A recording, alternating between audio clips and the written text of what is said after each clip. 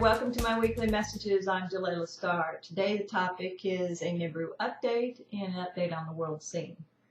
So let's talk about Nibiru first. People ask me, is it still coming? Yes, it's still coming. It's still going to appear in the sky as a bright yellow-orange sun or star, very close, sort of like Venus was lately, but probably bigger. So.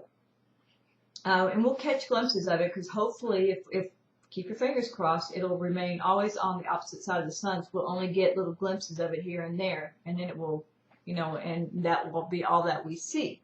So the sun will shield us from the worst effects. And that's what I've been saying since last year. It's going to be a mild passing. It's not going to be a catastrophic passing like it has at past times, such as Atlantis. So don't worry about that. But what it is going to be is a catalyst for internal change.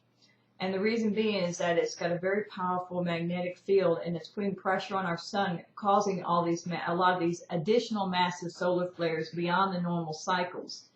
And what that does, because solar flares are a lot more energy or light, it's activating activating dormant codes within us, and it's awakening us. It's like humanity's coming out of this long slumber. And we're finally waking up and yawning and realizing, oh. But more than that, we're coming out of this long period of amnesia where we had forgotten who we were. And it's waking us not only to who we are as a divine being, but also our galactic heritage. So what this is going to do is it's going to lead to a new reality, sort of like how computers led us to a new reality and the automobile led us from the horse and buggy to, the automotive age. We're going to see coming into a galactic age, and in the next, I'd say, 3 years, we're going to have starting to have contact with our off-world neighbors, and many of us will be going to live in colonies on other planets, and these will actually be returning home because many of us came from those worlds. So it's like a homecoming.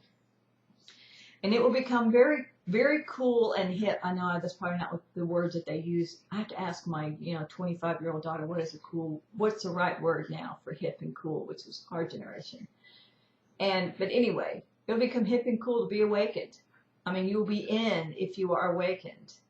So an awakening means that you're aware that you are more than just this physical form and that you live many lifetimes and that there are galactic neighbors and that we can communicate with our guides and we understand our inner world. We'll be as much aware of our inner world as we are our outer world. It's going to be a great experience, and this is what's coming. But we're going through a transition period now on the world scene, so let's talk about that now. Money drives most everything. And what we're going to be seeing is a massive change in the financial structure around the world. We're going to move from a fiat currency system to an asset or resource-based system. And we're going to have a new monetary system all the way around. I think what you're going to see in the next 6 months is the Federal Reserve will go bye-bye. And then in the next few years, you're going to see the IRS go bye-bye. And a new system will go back, will shift in here in the U.S. from Federal Reserve notes, which are debt instruments, to U.S. Treasury notes. And we're going to see ourselves come out of all this incredible debt that we've been enslaved by. So we're gonna end up not having mortgages and credit card debt, and all this will change. So what that will mean down the long term is that our children will not carry that debt, and they will not have to pay off the debt of their parents and grandparents. So they will be free to live in a much better world than what we have grown up in. So I think that's pretty exciting.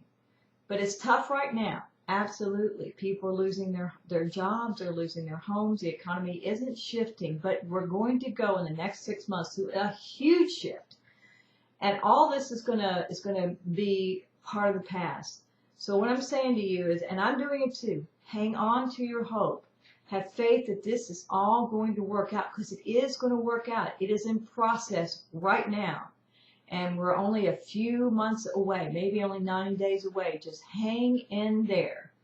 Talk to your guides. Ask for signs. They have a plan to take care of you, to get you through. Sometimes we forget that they're there, and we try to think of the solution ourselves instead of going to them and saying, okay, I do not have an answer here. I don't know how I'm going to pay the bills next month.